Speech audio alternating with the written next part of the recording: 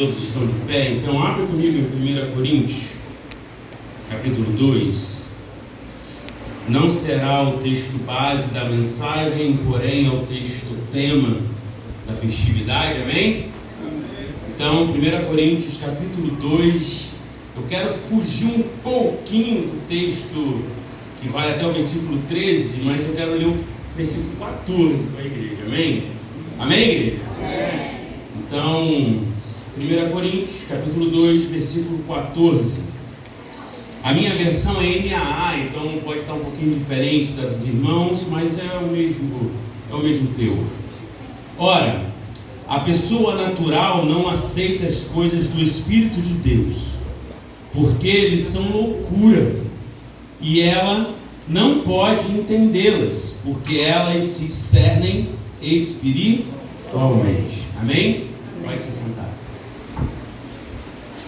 Glória a Deus. Aleluia. Trago um grande abraço do meu pastor Alcinei Melo. Já disseram aqui, mas só para frisar, estou congregando na igreja Assembleia de Deus ali em Luiz de Lemos. Pastor presidente José Augusto, Campo de Auschwitz, e o meu pastor dirigente, pastor Alcinei. É interessante o texto que nós lemos, o versículo 14, e o texto proposto, quando o Joabe, eu agradeço já também pelo convite, me convidou e me passou essa perícope textual, resumindo do versículo 8 ao 13, o que Paulo está falando aqui é simples, é uma única coisa: o Espírito Santo, Ele que define, Ele que nos mostra, Ele que nos convence, Ele que nos ensina aquilo que é o Evangelho.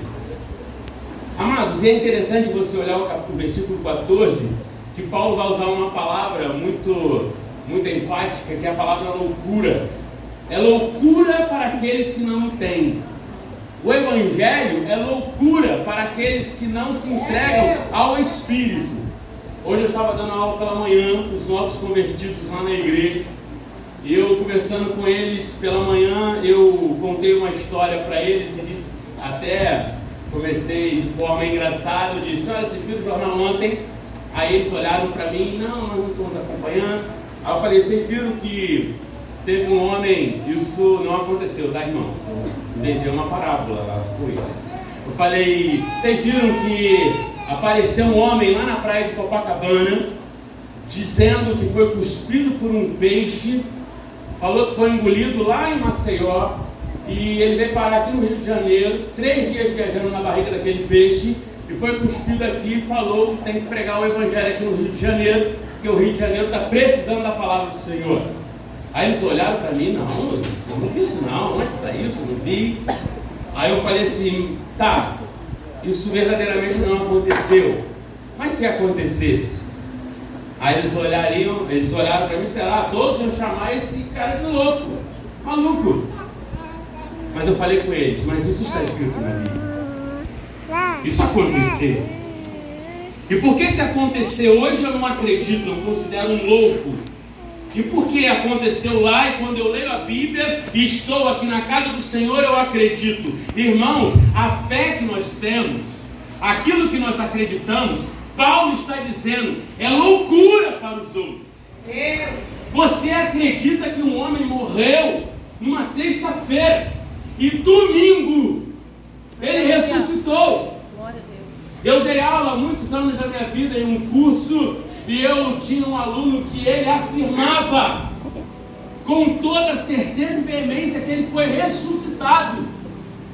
Por muito tempo eu vi aquele jovem falando, e eu não acreditava, eu também ainda muito jovem.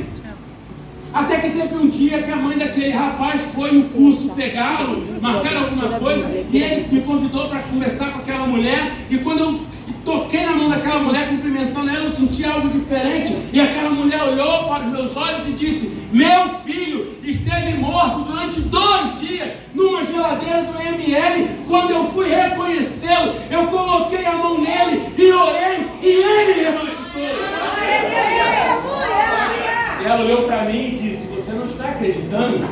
Olha o atestado de óbito dele. Isso é loucura. fora e tenta explicar isso para um ímpio. Vai ali fora e tenta explicar o Evangelho. Isso que movimenta a gente a estarmos aqui todo domingo em uma igreja, reunidos, louvando, adorando ao Senhor. Isso não vem de nós, porque nós somos corruptos ainda. Nós ainda estamos vivendo a realidade daquele pecado original que está sobre nós. Mas Deus, Ele revelou o seu Filho.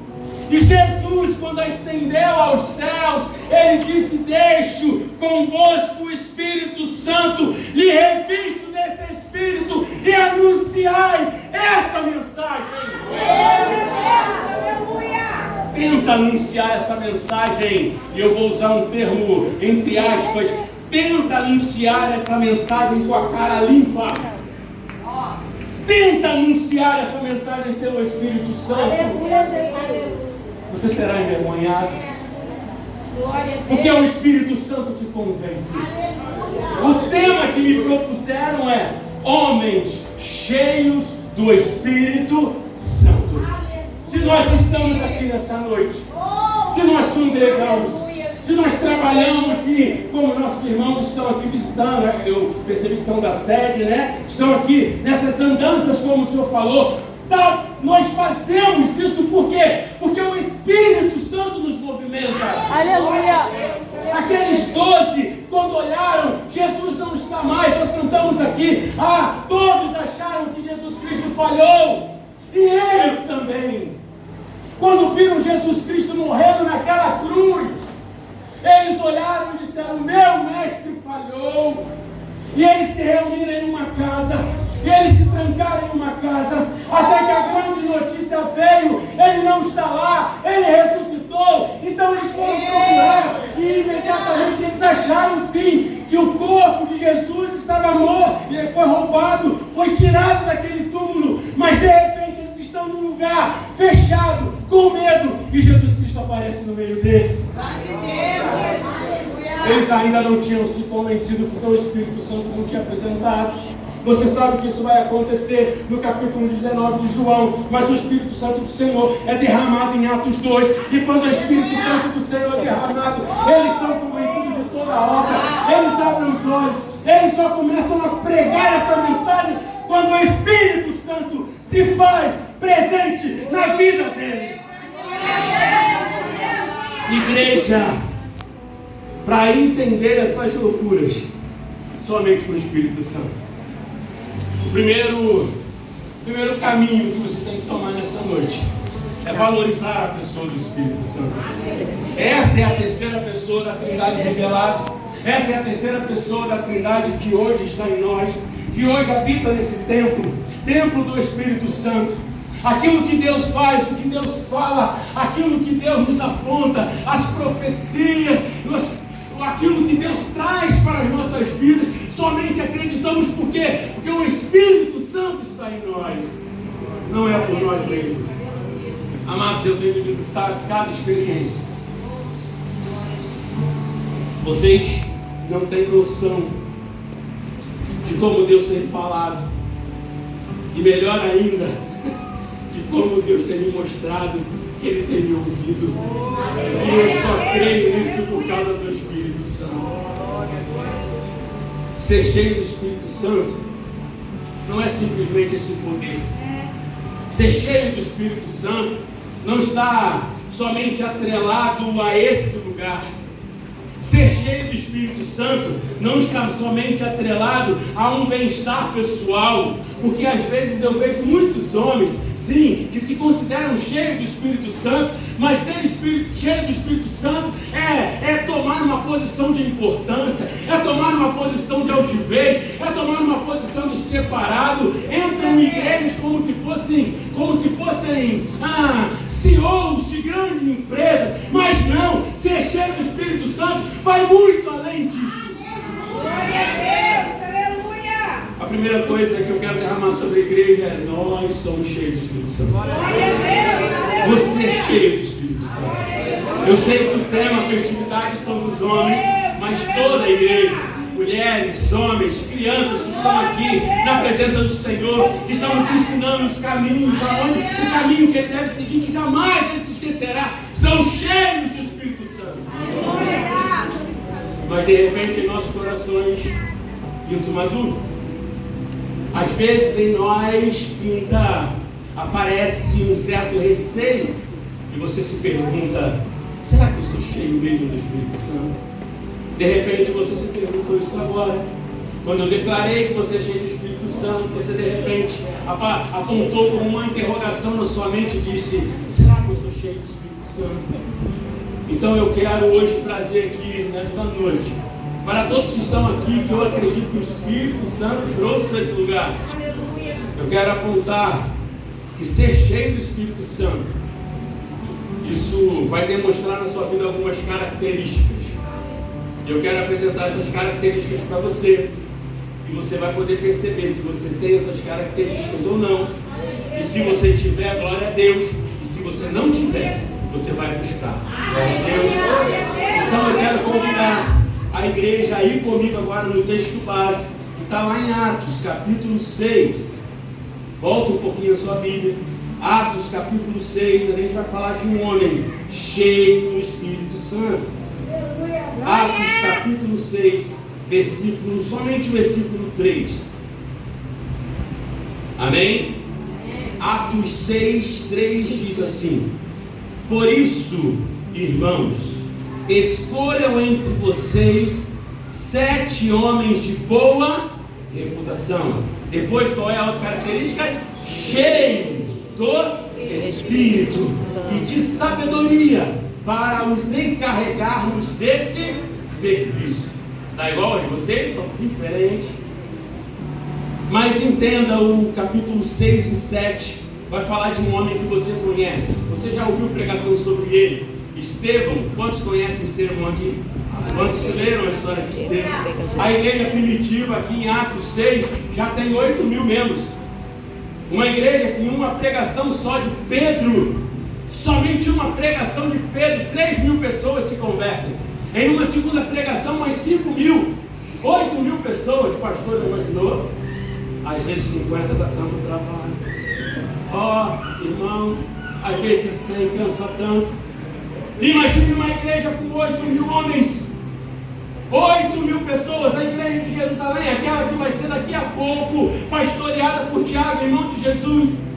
A igreja está ali, está toda. O Espírito Santo desceu. Agora todos estão sendo convencidos pelo Espírito Santo da verdade que há em Jesus Cristo. Você pode perceber que enquanto o Espírito Santo não for revelado, a igreja não existia. As pessoas apresentavam mais dificuldade. As pessoas só queriam os benefícios. As pessoas só queriam o pão e o peixe. As pessoas só queriam a cura. As pessoas só queriam o que Jesus podia oferecer. Mas com o Espírito Santo agindo nos corações, há convencimento. Agora eu quero servir. Agora eu quero estar em uma igreja.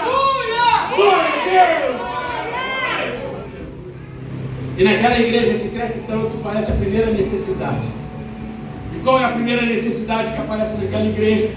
As viúvas helenistas. O que isso quer dizer? As viúvas que não são judias, as viúvas que aceitaram a Cristo, as viúvas que eram de outras regiões. Essas viúvas começaram a não ser assistidas. Cestas básicas chegavam para as viúvas da Judéia, de Judá, mas as cestas básicas não chegavam nas viúvas helenistas. Então homens se levantaram e falaram: está tendo um problema aqui, essas viúvas não estão sendo assistidas. Primeiro problema da igreja. Os 12 apóstolos, porque aqui Judas já tinha sido substituído, os 12 apóstolos então, eles olham para aquele problema e dizem: realmente nós temos que solucionar, porque os 12 estão preocupados em duas coisas: oração e palavra. Os 12 estão preocupados em pregar essa mensagem.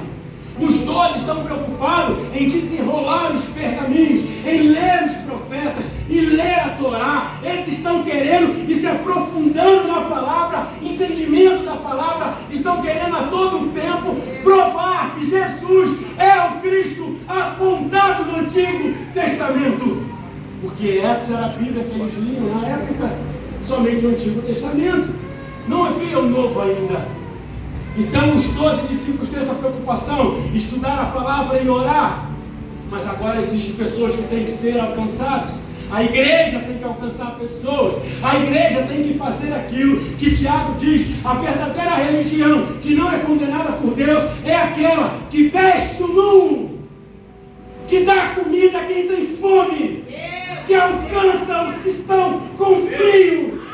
Essa é a religião que agrada ao Senhor. Não é uma religião de colocar no próprio bolso. Não é uma religião que você carregar como status, onde você passa, acha que as pessoas têm que aplaudir você. O Evangelho não é isso. O Evangelho não é isso. Existem homens importantes, existem homens inteligentes, existem homens que procuram a palavra de Deus, estudam a palavra de Deus, estão a serviço do Senhor, mas não são mais importantes do que Cristo. Ele tem que ser exaltado. A necessidade, então, a necessidade está instalada. Temos que alcançar, então, essas viúvas. Aí é lindo no versículo 6 que lemos, que os líderes da igreja olham e dizem: vamos escolher 7 homens. Mas não são qualquer homens.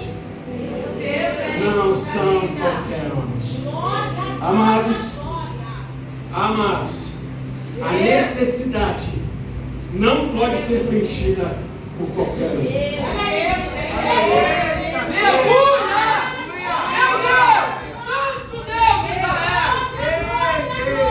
Não é porque tem algum lugar faltando alguém.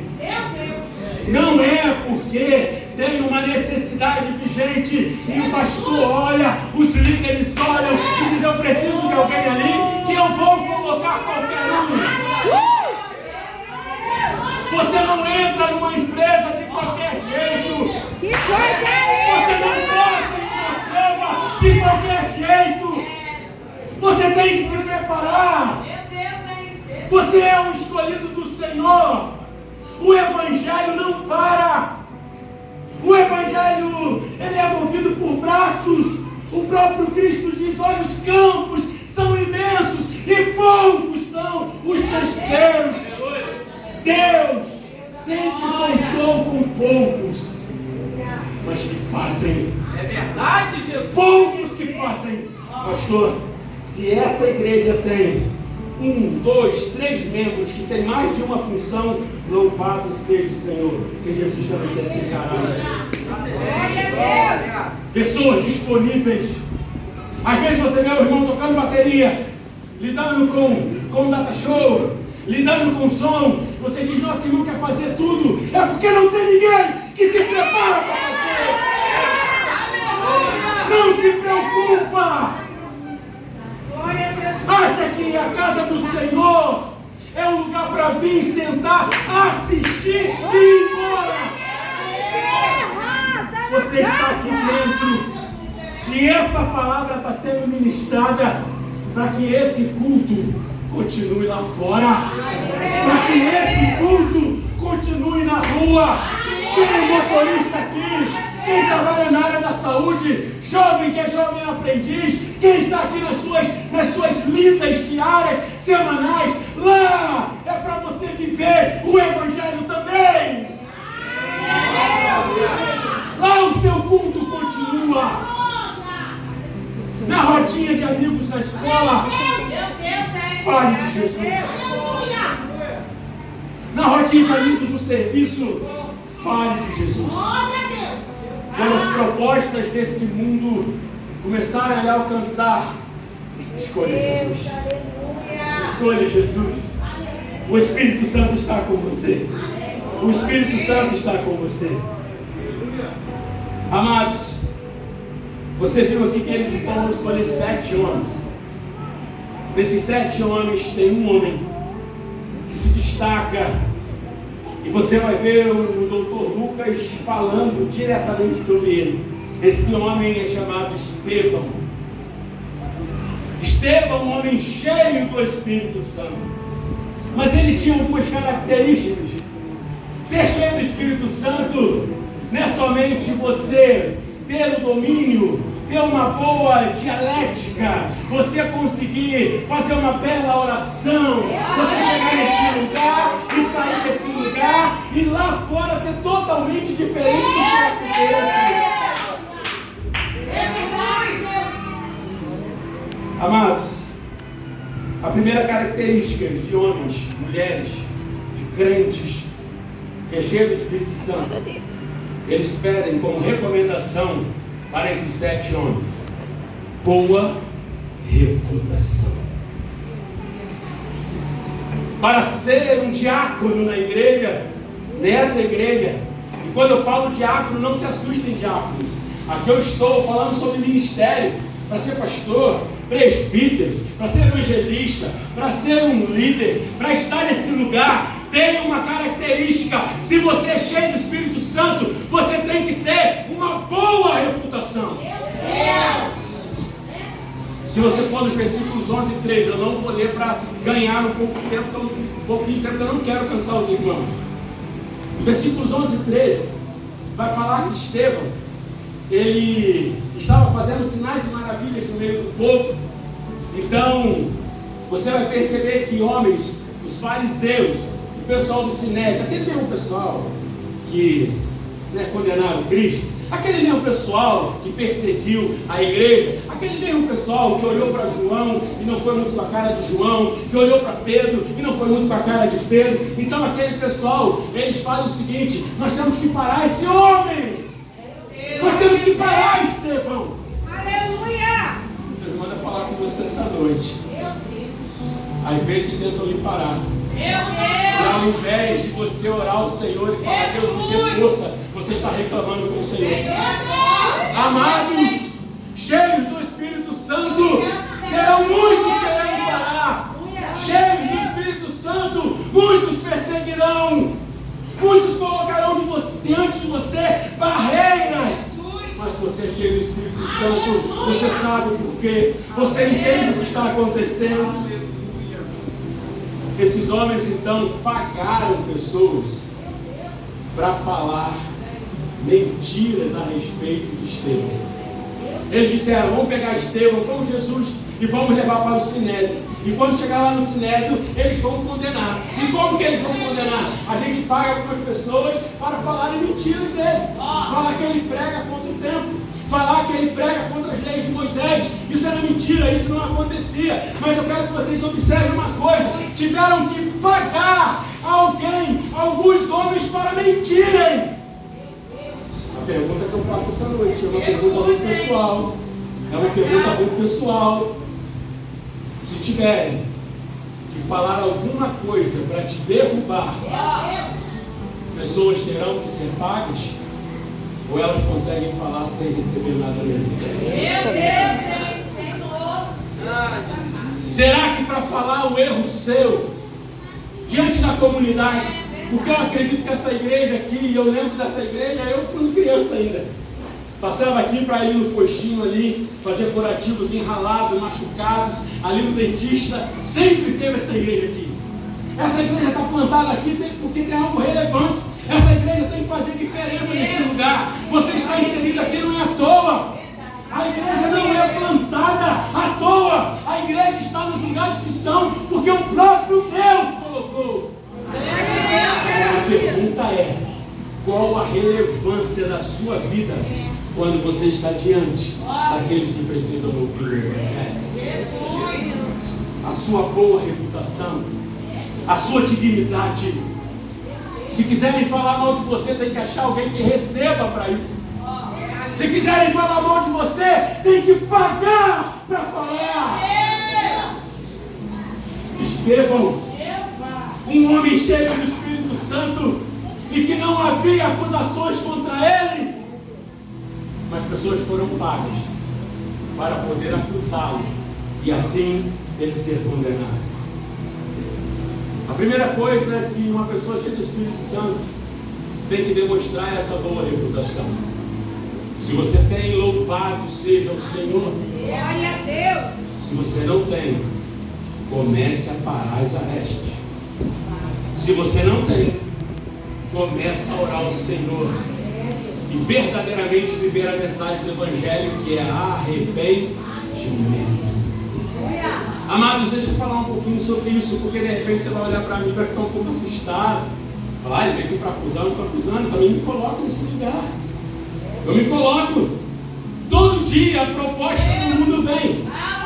Todo dia o pecado vem. Não tem uma canção? Mas todo dia o pecado vem e me chama. As propostas vêm. Mas o pecado na vida do crente tem que ser acidente. Eu gravei essa frase para a minha vida. E eu vou dar uma ilustração simples. Os motoristas de plantão aí. Você está numa estrada. Você entrou numa curva. De repente um buraco. Você bateu naquele buraco. Um acidente. Ok? Olha o carro ali bonitinho. Opa, ar-condicionado. Obrigado, Deus. No outro dia. Está na mesma curva. Você vai acelerar ou frear? Você vai desviar daquele buraco ou você vai meter a roda naquele buraco? Você sabe que está lá. Quando você sabe que está lá, desvia dele. Pecado na vida do crente é acidente e não iniquidade. Cuidado com as iniquidades que você rega.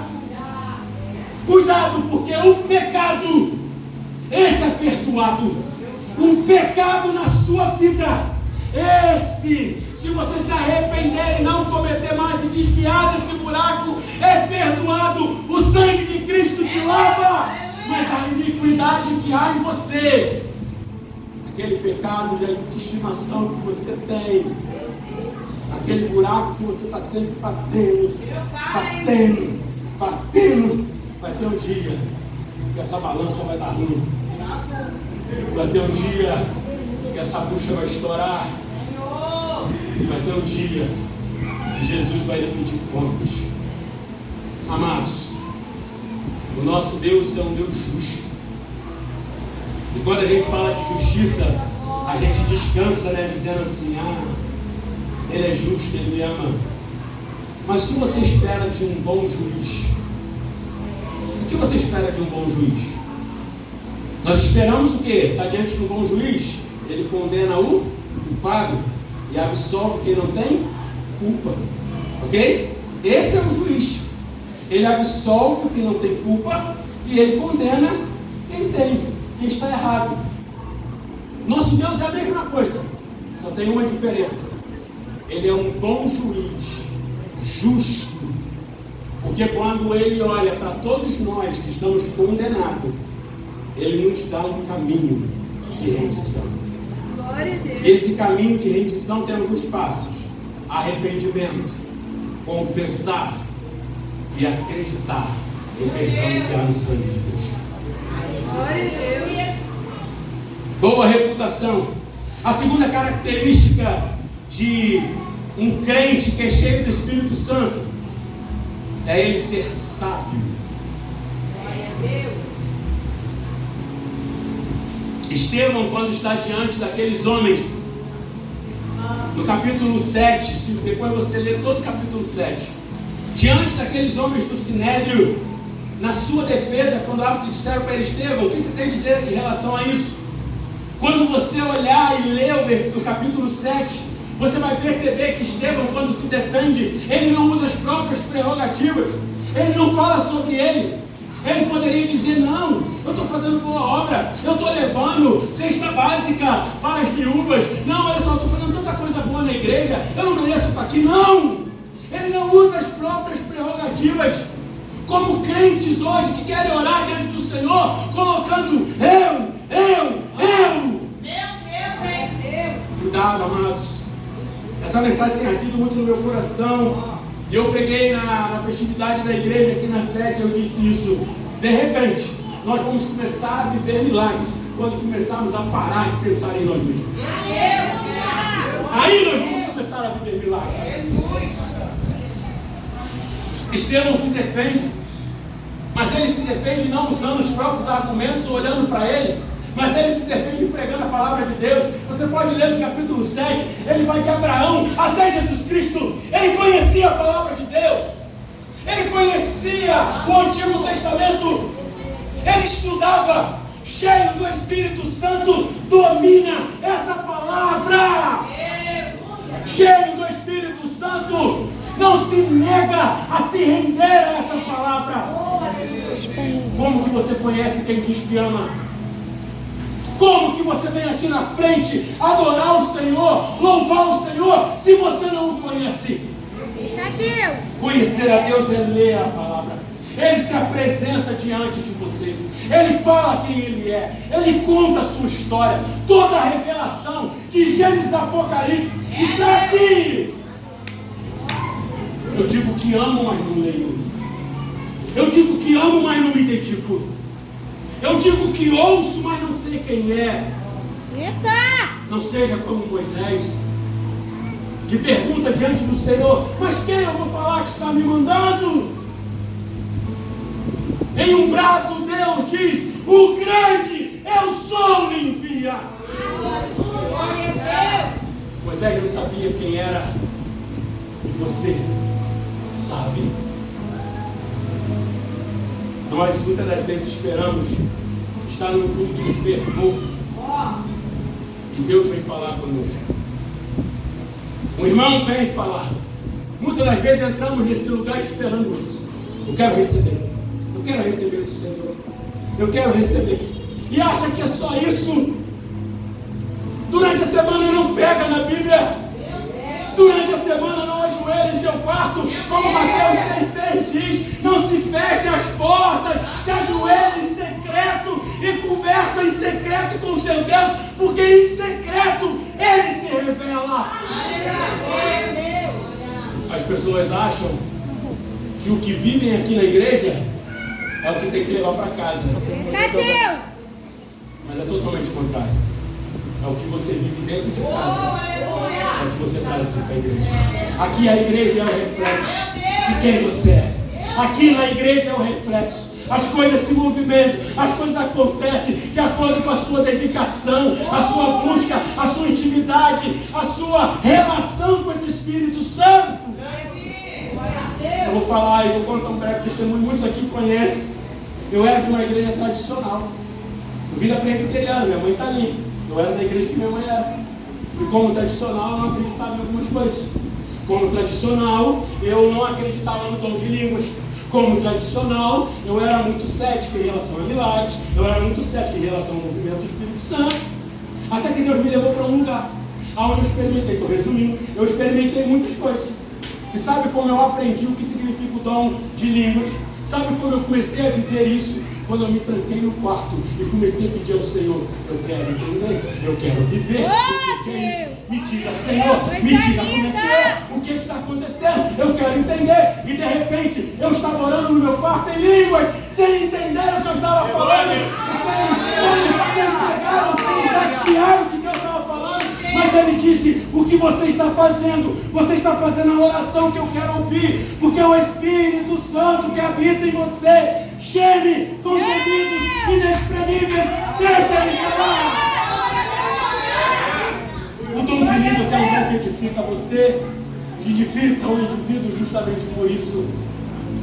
Porque muitas das vezes fazemos orações que não sabemos, fazemos orações erradas, pedimos aquilo que não é para pedir. E o Espírito Santo fala por você, porque como Paulo diz lá em 1 Coríntios capítulo 12, no versículo que a gente leu, Ele discerne o que está dentro de você. É o Espírito Santo de Deus que discerne. Amados, oh Deus está falando nessa noite. Ele diz para você: comece a fazer orações que eu quero ouvir. Comece a fazer orações que eu quero ouvir. Porque muitas das vezes fazemos orações que nós queremos ouvir. É verdade. Rapidinho. Qual foi, Deus está mandando dizer isso? Qual foi a oração de Jesus Cristo que não foi respondida? Qual foi a oração de Cristo que não foi respondida? Foi aquela do Getsemane, suando sangue. E ele pede para o Pai: se possível for. Essa foi uma oração. E não foi o que aconteceu. Porque Deus, Ele não vai responder a oração que vai lhe afastar do propósito. Deus, Ele não vai lhe responder uma oração. Isso que você está pedindo, que vai lhe afastar da vontade dEle. Agora a oração não termina aí. A oração de Jesus tem uma vírgula. Ele diz: se possível for, afaste esse cálice, mas contudo, faça a tua vontade e não a minha. Amados, comece a orar o que te leva para o propósito. Comece a falar com o Senhor aquilo que te aproxima do que Ele quer. Comece a falar, a orar o que Deus quer ouvir. Oh, meu Deus! E você vai começar a viver isso quando você se render à palavra dEle. Quando você começar a compreender. Amados, é tão lindo você ver o ministério de Jesus. Jesus fez muitos milagres, mas os momentos que mais enchem meus olhos é quando Ele ensinava a palavra. Você não vê Jesus fazendo estripulias. Você não vê Jesus entregando o ministério a entregando, não, que isso chega ruim, mas você não vê isso. Você vê Jesus ensinando a palavra. Você vê Jesus sentando com os discípulos e pegando todo o capítulo 5 e 6 de Mateus e ensinando as bem-aventuranças. O que eu quero dizer, Jesus fez milagres sim, Jesus curou, Jesus ressuscitou Lázaro, a filha de Jairo, mas Jesus, Ele ensinava a palavra. Não se afaste da palavra. Estevão se defende falando da palavra. Aleluia! Primeira característica de quem é cheio do Espírito Santo: tem boa. A igreja não está aqui, não? Tá. Boa reputação. A segunda, sabedoria. Sabedoria na palavra. E a terceira, para terminar, você vai ver no finalzinho do versículo 3 do capítulo 6. Olha o finalzinho do versículo 3, está escrito assim: para os encarregarmos desse serviço. Amém? Olha só, vou ler o versículo todo, vocês têm que entender. Por isso, irmãos, escolha entre vocês 7 homens de boa reputação, cheios do Espírito Santo e de sabedoria, para encarregarmos a eles esse serviço. O que está escrito ali de vocês? Pode ler aí. Para o quê? Para um importante negócio.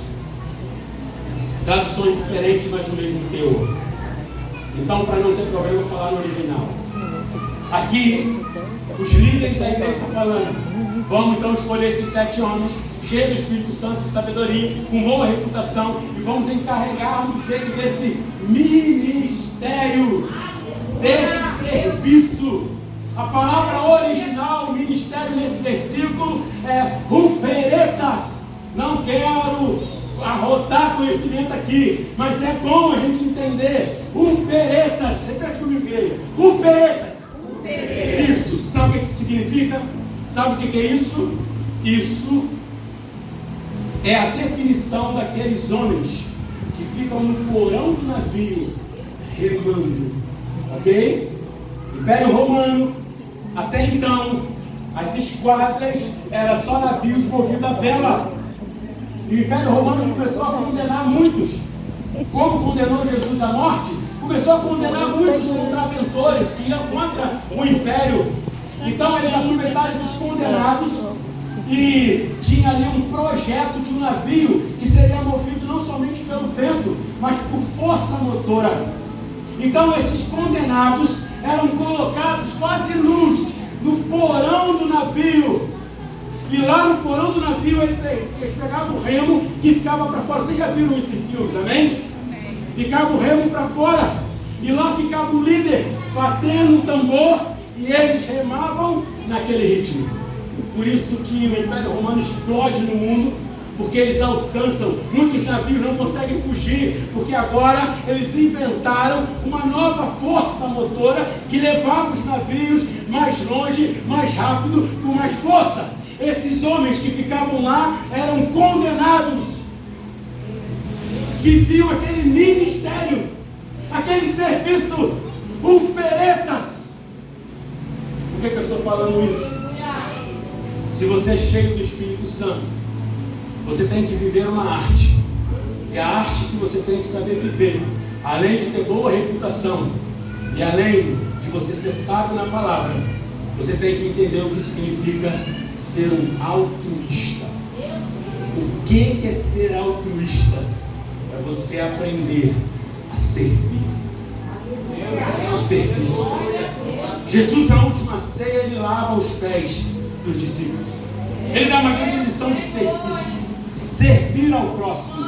Você está aqui na igreja, não é para ser servido. Por mais que nossa irmã venha aqui e servem águas, mas é para quê? Para poder nossa gargantinha ficar aqui hidratada, porque seca mesmo.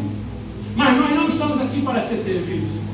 Quando você vai num restaurante, qual é a única pessoa que está de pé no salão? É outro? Quem está de pé aqui agora? Eu estou aqui para servir. Eu estou aqui como um garçom. Não é porque eu estou com um terno sem gravata, pastor, porque eu estou com problema de refluxo. Não estou querendo apertar muito a minha garganta, eu tenho um pescoço, não sei porquê, mas é grosso. Então eu não quero apertar meu pescocinho, então eu estou sem gravata. Mas não é porque estamos de terno aqui. O pastor queria isso. Não é por isso que somos importantes. Nós entendemos o altruísmo. O altruísmo é servir. Homens, mulheres cheias do Espírito Santo servem ao Senhor. Servem as pessoas. Servem a igreja. E eu queria só terminar falando algumas características desse remador. Eu quero que você abra o seu coração nesse final e que você entenda o que significa ser um peretes. O que significa você realmente abraçar esse ministério, abraçar esse serviço e ser cheio do Espírito Santo. Esses remadores do porão de baixo, a primeira coisa que ele faz é seguir o líder. O líder está lá na frente e o líder diz: remem! Eles têm que remar. Lembre-se que eles são condenados à morte. Estão ali como uma chance. Estão ali para poder continuar vivendo. Se eles negarem a fazer aquilo, cabeça cortada. Então estão ali. Então eles olham para o líder. E o que o líder manda fazer? Pare, continue, vem. Esse líder é respeitado. Como homens cheios do Espírito Santo, que vivem esse ministério, nós temos que seguir um líder. Existe um líder nessa casa, que é o anjo dessa igreja. E existe um líder chamado Jesus Cristo. Aquele que está lá nos céus, aquele que já preparou o lugar, aquele que está à destra do Pai. Eu vou correr um pouquinho. A segunda característica de quem é cheio do Espírito Santo e serve, quer viver esse serviço, é seguir a velocidade do líder. O líder está lá na frente com o tambor. Qual é esse aqui? Bater no ritmo. É o ritmo que eles vão remar, ok?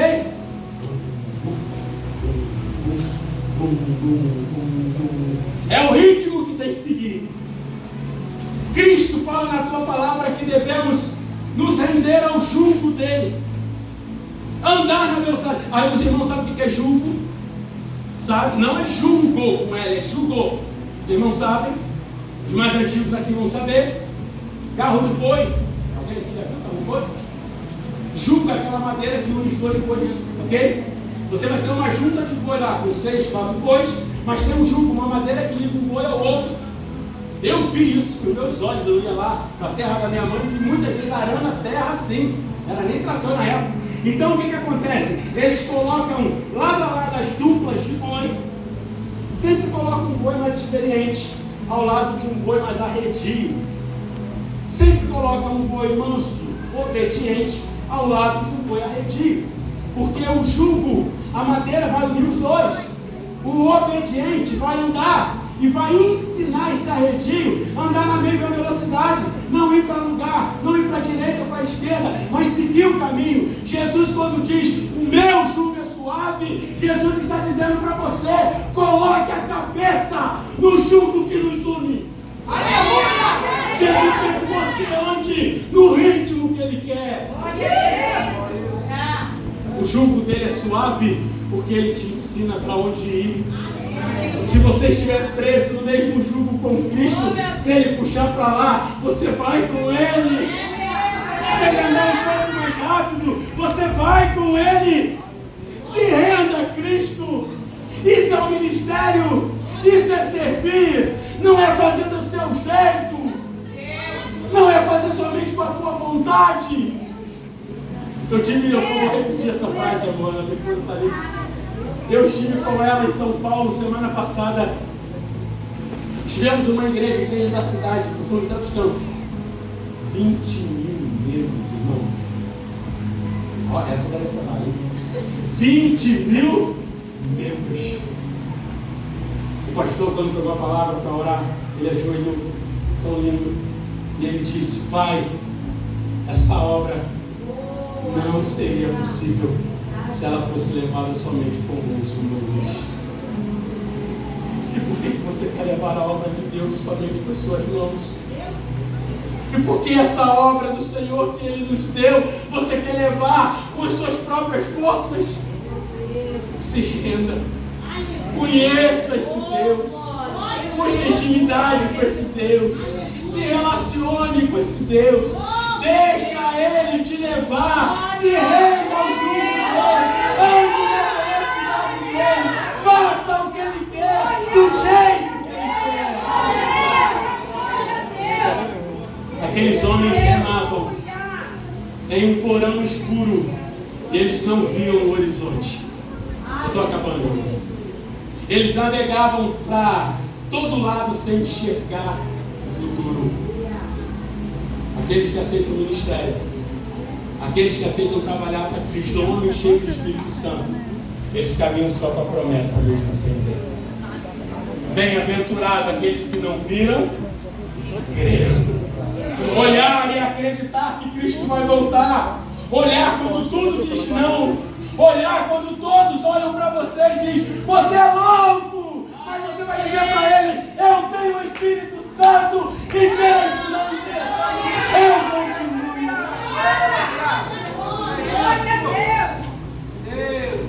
Por queridas, quem vive esse ministério leva os outros ao seu destino. Amados, quando a igreja começar a se preocupar com isso, quando a igreja parar de olhar para o próprio umbigo e entender que amor ao próximo significa levar esse para o destino dele, levar esse para viver a vontade de Deus. Quando a igreja viver isso, vai entender o que Cristo quis dizer, como amar ao próximo como a ti mesmo. Estamos aqui pregando, falando dessa palavra, não é para se aparecer, não é para mostrar conhecimento, mas aqui como ministério assumido, nós pregamos essa palavra para levar a igreja para o seu destino. E o último, eles faziam e aceitaram esse ministério, eles remavam naquele porão escuro, porque se eles não remassem, eles perdiam a sua vida. Será que a gente vive um evangelho ao ponto de dizer: Pai, se eu não pregar essa palavra, se eu não servir para o evangelho, pode me levar? Eles faziam o que garantia-lhe a vida. Será que nós somos cristãos a ponto de dizer: se for para negar, me mate? Se for para negar isso que faz todo sentido e que realmente estrutura a minha vida, se for para negar, e amados, eu quero dizer para a igreja: se prepare, igreja. O que você fará quando a espada estiver na sua garganta? O que você fará quando estiver no paredão e com o fuzil apontado para você? Eu ouvi um relato de um missionário que diz que uma família foi condenada. E essa família estava ajoelhada e os algozes, aqueles que iriam assassinar aquela família por ser evangélica, disse: olha, eu vou fazer algo legal para vocês, eu vou pegar essa criança.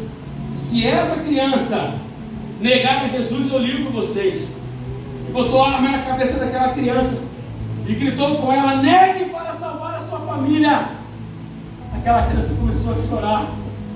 E olhando para os seus pais, disse: papai e mamãe, eu queria salvar vocês, mas eu não consigo negar esse evangelho. Será que você é um crente assim? Será que você busca ser esse crente? E quando mandarem você negar, você vai dizer: mate, me mate, porque eu não nego. Igreja, estamos vivendo um momento sério. E ser cheio do Espírito Santo não é brincadeira. Essa mensagem pode ser dura, mas é a mensagem que a igreja precisa ouvir. Porque vão chegar até você. Porque vão chegar até você como chegaram em Estevão. Estevão, mesmo pregando a palavra, foi condenado. Foi arrastado para fora da cidade. E fora da cidade ele foi apedrejado. E as pedras não eram pequenas. Pedras enormes batendo em sua cabeça, batendo em seu tórax. Seu olho estoura, seu maxilar quebra, sua orelha não existe mais. O homem está totalmente deformado. Ele não nega o evangelho. E quando ele está totalmente deformado, ele abre os olhos com as últimas forças. E ele vê o céu aberto. E Jesus Cristo de pé, o esperando. Aleluia!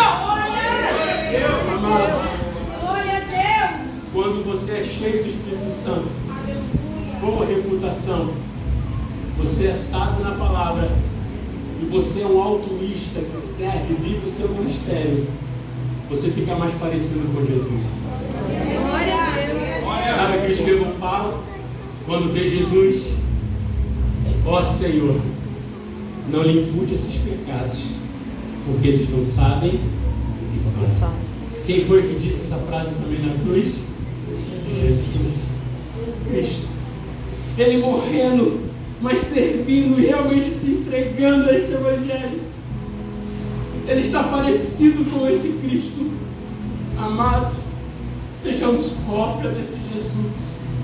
Homens e mulheres cheios do Espírito Santo, mas que entendem essa responsabilidade, que compreendem que ser cheio do Espírito Santo não é botar uma roupa bonita, ir para os cultos e ser festejado quando chega. Ser cheio do Espírito Santo é você honrar o que Cristo fez por você na cruz, aonde quer que você esteja. Sejam cheios do Espírito Santo. Glória a Deus. Amém. E amém. Glória a Deus. Aleluia. Que palavra. Vamos ouvir agora os varões.